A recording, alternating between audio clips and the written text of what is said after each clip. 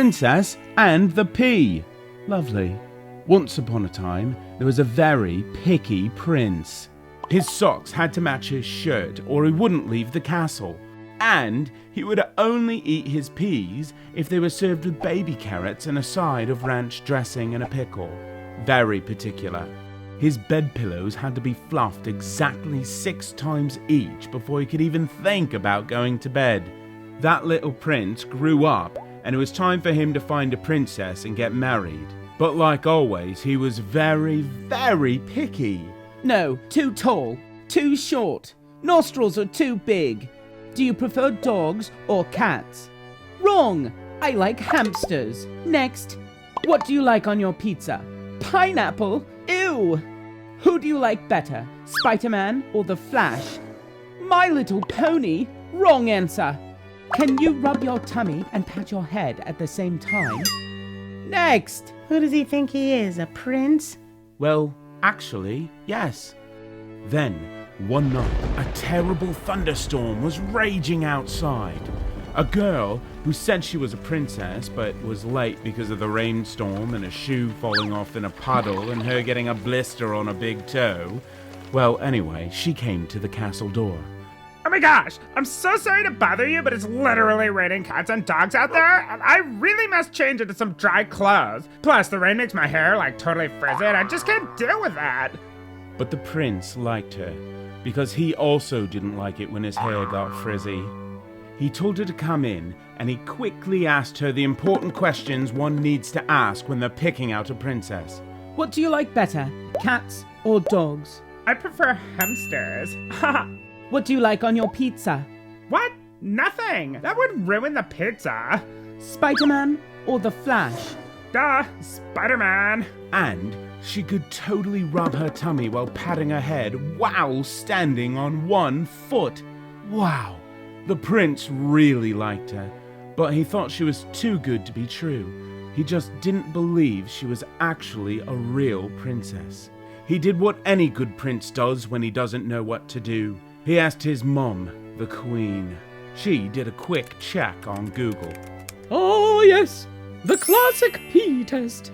The Queen placed one tiny little green pea underneath the mattress in the guest bedroom. If she's a real princess, then she'd feel the pea and wouldn't be able to sleep. Just to be really extra super duper 100% positively completely sure, the Queen added another few mattresses and lots of soft feather mattress toppers and, out of habit, fluffed the pillows 6 times each. That night, the princess could not sleep at all. Perhaps it was the rainstorm outside, or maybe a bad dream, or maybe it was the pea. The next morning when they gathered for breakfast, the young lady couldn't stop yawning. How did you sleep, my dear? Well, the room was lovely, and the pillows were perfectly fluffed. But there was this huge bump right in the middle of my back. It was terrible. I thought it was a huge rock, and it kept me tossing and turning all night. And I found this. A pea! Mom, it's her. She's the one. The perfect princess. The girl was not only a total princess, she turned out to have a megaton in common with the prince. They were both very picky, but they were very picky about all the same things, so they had to get married. Everyone at the wedding agreed they were a perfect pair. Well, not that kind of pair. Anyway, they were just like peas and carrots. With a little ranch dip, of course. Kind of a fairy tale ending, don't you think? Hi kids, I'm Miss Booksy and this is Storytime. Today we're reading Rumpelstiltskin. Wiggle, snap, storytime. Long, long ago, there was a dad, and he had a kid. A daughter, actually. That's me. Together, we made fine designer clothing. The clothes we made were so fancy that the king wanted to wear them. The clothes you make are fantastic. Ah, gee, thank you, King. Thanks a whole kit and caboodle. But my daughter's the real artist. She's so delicate when she's spinning. I bet she could spin straw into gold. Well, as you might know, kings like gold. They like gold a lot. Gold, you say? I'd like to meet this daughter of yours. Send her to my castle for brunch this Sunday. We'll have Melba toast and salmon locks. So that Sunday, I went to the king's castle for brunch. But instead of Melba toast and salmon locks, I got horse hay and dungeon locks. Oh dear!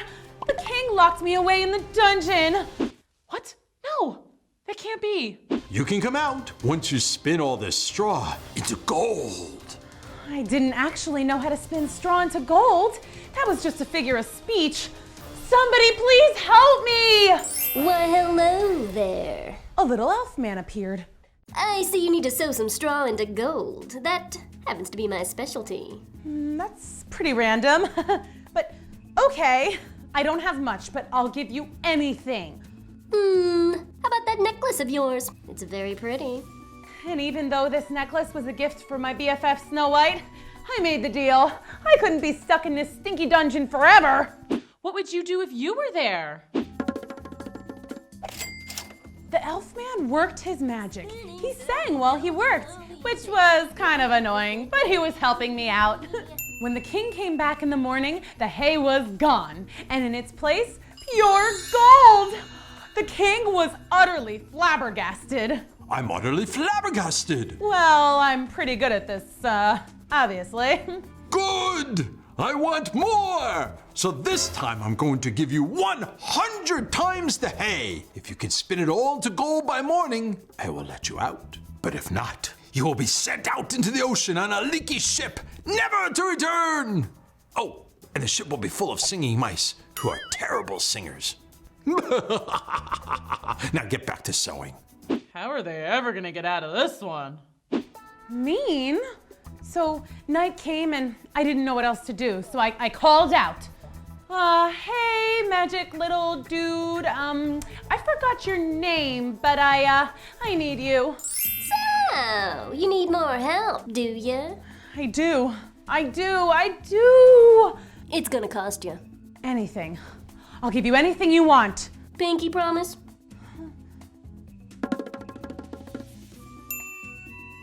Again, he sang as he worked.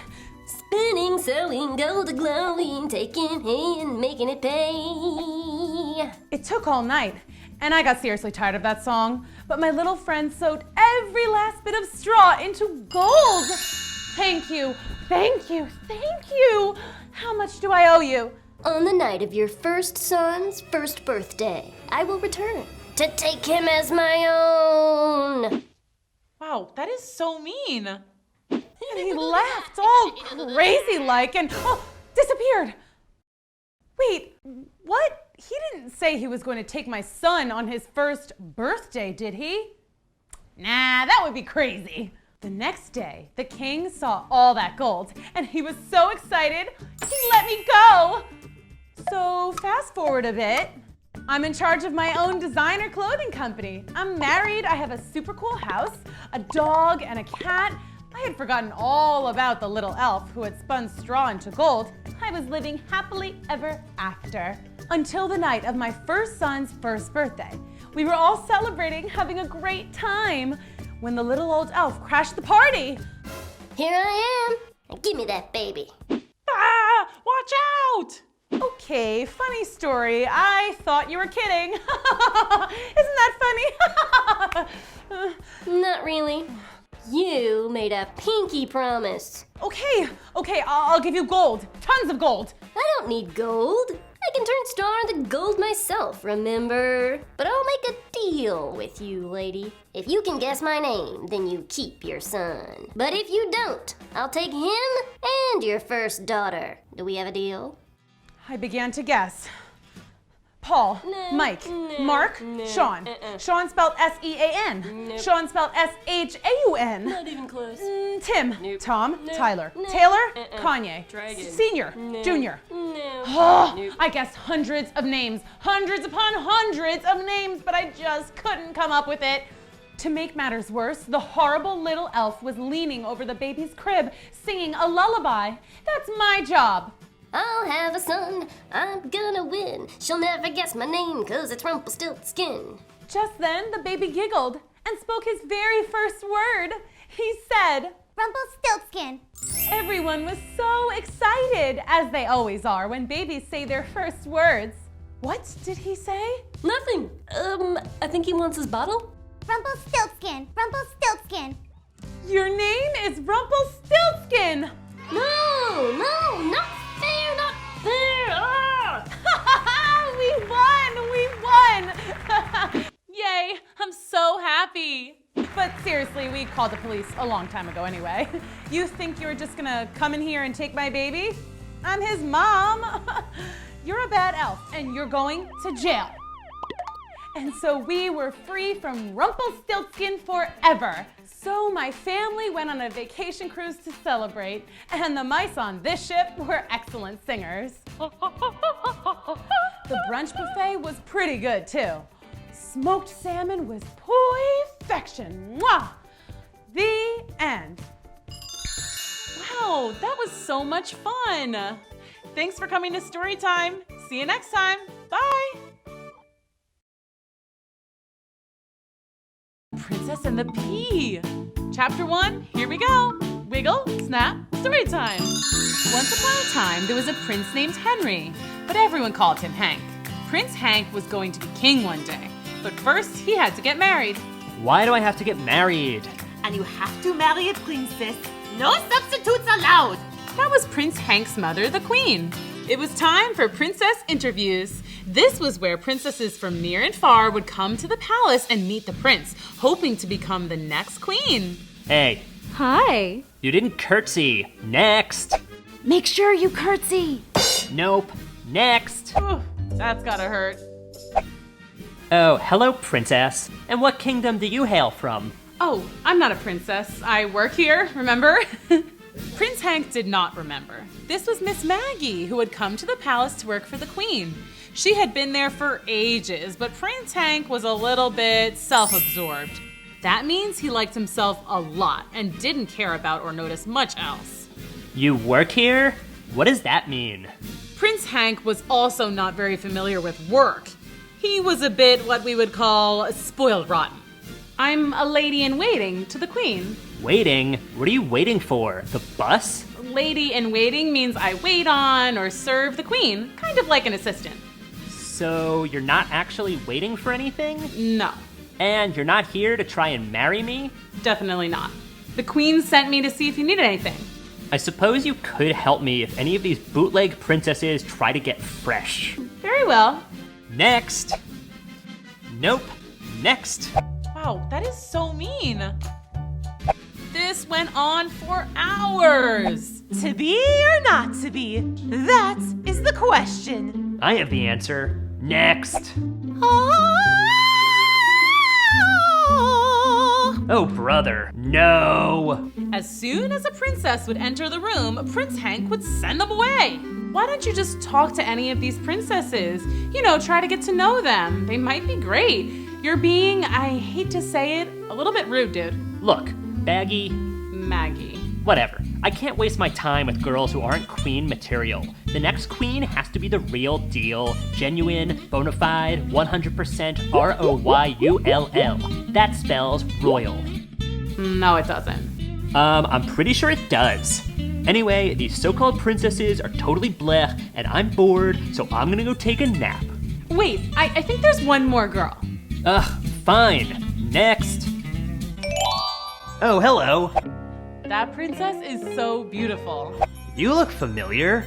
You remind me of someone I like. Prince Hank liked this princess immediately and invited her to stay at the castle. He was smitten, but soon it was clear they actually had a lot in common. I can't wait to see what happens next. She was very picky. Ew, next. She was very into herself. And she was not very polite. Somebody smells like cheese. Not me, I smell good. After dinner, everyone went down to the parlor for the evening's entertainment. In an effort to impress the princess, Prince Hank sang a song. I live in a castle, I wear a crown. It's so shiny, it's so awesome. Your turn, princess. Play us a song. Yeah, true love is great and love is not. Then I met my prince. La la la la la la. Wait, no, you need to go higher. Well, it's like this. La la la la la la la la la la la.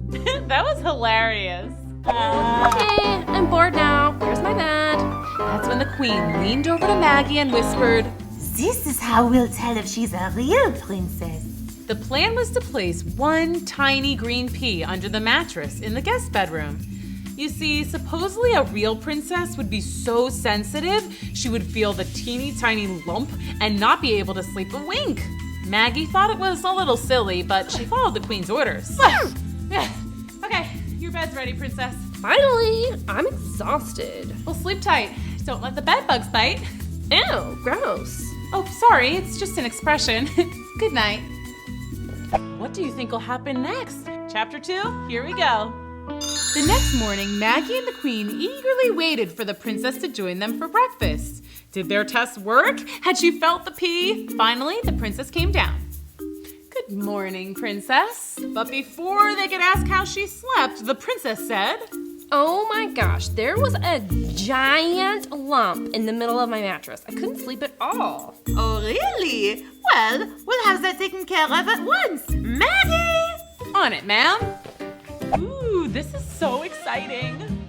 So Maggie lugged a new mattress all the way up the stairs and plopped it on the bed. Surely she won't feel the pea under 2 mattresses. But the next morning played out the same. I couldn't sleep a wink. I could still feel this gigantic pokey lump. So Maggie pulled another mattress up the stairs and put it on the bed. Okay, maybe she could feel the pea with 2 mattresses, but good luck feeling it with 3. But you guessed it, the princess once again came down to breakfast, rubbing her eyes and yawning. And once again, Maggie was struggling to get yet another mattress up to the guest room and on top of a now very high bed. And this happened again and again and again and again. Wow, it's so colorful. Finally, Maggie asked the queen, Your Highness, isn't it obvious that the princess is a real princess? She felt the pea every single night, no matter how many mattresses I put on her bed. This is a very serious thing, Maggie. Do you know how many fake princesses there are out there? No. It's a real problem. Whatever you say, Your Highness. Oh, here she comes. Let me guess. You didn't sleep a wink? How many does it take? A million? A million mattresses? I'll be dragging around mattresses until I'm an old lady. Hey, Maggie. Prince James! Prince James was Hank's twin brother. He was born 4 minutes after Hank, and being the younger twin, he would never be king, but he didn't mind. He was totally cool with just being a regular guy. Well, he was still a prince, but he was very laid back. Pretty much the opposite of Hank. That prince is so handsome. Maggie and James had known each other for quite some time and liked each other a lot. They liked to do not-so-royal things together, like fill up the palace pool with slime, eat ice cream sundaes till their tummies hurt, and sneak into the kitchen to mess with the royal chef's menu. Goose liver pate? No thanks. Let's just change it to pizza. Extra cheese. Ooh, add pineapple. Yep, they were partners in crime. Oh, what you up to? The Princess Pea test. The what? Prince Hank can only marry a true royal, and the queen wanted me to make sure that this girl's a real princess, so I put a pea under her mattress. Oh, yeah, I still don't get it. Well, apparently princesses have a super high sensitivity and can feel something as small as a tiny pea under their mattress. And sure enough, this princess has felt it every single night for like 2 whole weeks. So I just keep stacking mattresses, but she keeps complaining about the pea. Maybe she just likes to complain? That's a possibility. Hey, I have an idea. Let's take the pea out and see if she still says her mattress is lumpy. Ooh, scandalous. Let's do it. Wow, this is so fun. You almost got it. Just a little more. Okay, I see it. Get it! Wow, I can't believe you lugged all those mattresses up there. I'm pretty strong. So, what now? We wait and see how the princess sleeps. It seemed like forever until the princess's bedtime. I win! No way, I always win. Mother always lets me win. You're playing the game wrong. Well, my mother always lets me win, so you're playing it wrong. Wanna play again? No, I'm gonna go to bed. Gee, I really hope I can sleep tonight. That bed is so lumpy. Anyway, good night, everybody. Good night, my love. Here comes the moment of truth. The next morning, Prince James and Maggie waited for the princess, eagerly awaiting her report. Here she comes. But instead of appearing well rested, the princess looked like she hadn't slept at all. The pea was gone, but the princess said, OMG, I literally tossed and turned all night long. That sounds suspicious. Really? Yeah, it's like there's this lump right in the middle of the bed. I'm very sensitive to these things, you know, being a princess and all. Let's go on another adventure. Come on. Chapter 3, here we go. Maggie and James were totally confused. I don't get it. We removed the pea, but she says she still felt the lump. She must be making it up, but why would she randomly lie about something like that? I got it. She knows about the princess and the pea test. So she's faking it to seem like a real princess. Yeah, at least I think so. So if she's not a princess, who is she? I don't know, but we have to find out. How can we do that? We spy. Ooh, this is so exciting. James and Maggie both loved a good caper. They excitedly prepared for their super secret spy mission. Okay, do we have everything we need? Let's check. Binoculars? Check. Walkie-talkies? Check. Night vision goggles? Check. Grappling hook? Check. Candy in case we get hungry. Ooh, good thinking. All right, let's go spy on the princess. First rule of spy missions is that you don't yell that you're going on a spy mission. Right. Got it. Let's go.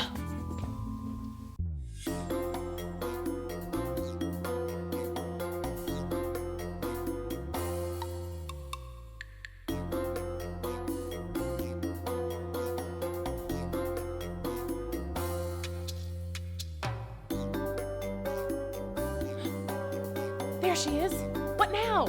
Now we just wait for her to reveal her true self. What do you think is gonna happen next? But the princess wasn't up to anything unusual. She did her nails, she read a magazine, she brushed her hair, she washed her face. You know, totally normal stuff. Wait, what? Huh? What? No, that can't be. Ah, she's coming this way. So she's a witch. Major plot twist. But why the princess act? We have to get to the bottom of this. Maggie and James didn't have flying broomsticks, so they couldn't follow the princess, witch, wherever she was going. So they just had to wait, and wait, and wait, and wait. The witch finally came back just before dawn. Oh no, I hope they'll be okay. James and Maggie watched as she emptied out a small bag. What's all that stuff? Wait, shh. Listen. Okay, the recipe calls for the eye of a rattlesnake, the whiskers of a catfish, 3 mouse tails, 1 ounce of kangaroo sweat. Ew. She's casting a spell. And a lock of stallion hair. Now just stir and voila, the magic potion is ready to serve. Uh-oh. This doesn't sound good. So that's why Hank likes her so much. She's been feeding him love potions. Not on my watch. Let's go stop her. James and Maggie ran to breakfast to thwart whatever wicked plan the witch had cooked up. Okay, so what's our plan? Okay, when she gets down here... Good morning, princess, my love. Ah! She's here! What do we do? Wash her face! Hey, what the heck are you doing? James, stop washing my girlfriend. She's a witch! She's got green under there, and she has a pointy hat, and she flies around on a broomstick, and she cooked up a love potion to make you love her. She's not a real princess at all. She totally pretended to feel the pee under her mattress, but it was all a ruse. She's a witch, I tell ya! The witch? Oh no. Are you done? Yeah, I guess. Okay, good. Apologize to the princess at once. Didn't you hear what I just said? Your girlfriend's a witch! It's no use, guys. He can't hear anything bad about me. He's in love. Can't you see? The spell is too powerful! That's right. And now you'll love me too. Oh no! The potion! Now we're going to, I forget what I was gonna say. Oh, really? Oh, hi, Princess. You look so beautiful this morning. Why, thank you, James. James, you're under her spell, can't you see? You're a pretty princess. Ah! What do I do now? How are they ever gonna get out of this one? Chapter 4, here we go. This is terrible. Both princes are under the spell of the witch. Wait, why am I not under the spell? I breathed in the love potion too. Relax, it only works on princes. It's a very specific spell. Oh, but why? What are you trying to do? Well, I was trying to marry Prince Hank, but now I guess I have my choice, don't I? Maybe I'll marry Prince James. No! No? Does someone have a crush? Prince James and... What's her name again? Maggie. Maggie, sitting in a tree. Kissing. Shush! First comes love, then comes marriage. Oh, wait, not if I marry him. I can't hear you, la la la la la. Wow, that is so mean. Okay, I have to figure out how to defeat the witch and break the spell. All right, how do you destroy witches? Water! Yeah, I'll just dump a bucket of water on her like Dorothy in The Wizard of Oz. That won't work. And if you mess up my makeup, I will conjure up a curse. So bad. A curse? Oh no. Okay, fine. Think, Maggie. Oh, Dorothy also crushed a witch with her house. That's your plan? You're gonna smush me with a house? Yeah, I guess not. Ooh, Hansel and Gretel pushed their witch into an oven. No thanks. Face it, Maggie. Whatever. Face it, Maggie. I'm going to marry the prince, and you can't stop me. Why do you even want to marry the prince anyway? Aren't witches supposed to marry like wizards or ogres or something? Seriously? What? You don't think witches grow up reading fairy tales too? They do? Yes. And all my life, deep down, I've known that I'm really supposed to be a princess. So when I heard there was a real prince looking for a princess, well, I put on my dress and I hightailed it over here. Ooh, that makes sense. Don't you think it's a little messed up that you used the love potion on Hank? I wanted him to like me. Honestly, I think you guys have a lot in common. I think he'd like you anyways. Really? You think so? Oh my gosh. Well, you know what? I think James likes you too, by the way. Really? I mean, yeah, I guess he's pretty cool. I was only kidding when I said that I might marry him. It doesn't matter. I'm not a princess. I don't know if you noticed, but I wear the same dress literally every single day. Well, except today. These are my spy clothes. Wait, I just got a great idea. Let's do a princess makeover! Fun! Aw, that's so sweet. Their princess makeover party was so much fun. The girls barely noticed that they were totally bonding. Could they really become friends? They sure looked like besties. Wow! Well, you do know this doesn't technically make me a princess, right? Who cares? If you feel like a princess, you're a princess. End of story. Now let's go get Hank and James and go have some fun. Princess, my love. No, she's my love. I think you have to break the spell first. All right. Do you have any lizard's tails or grasshopper belly buttons? Not on me. Well, that was weird. I'll just try a chant. All right, let's see. This should work. Loveth spell Breakioso. What happened? I feel weird. Hey, Maggie, cool dress. This whole thing? Hey, I got an idea. Let's go play mini golf and get some ice cream. Great idea. OMG, I love it.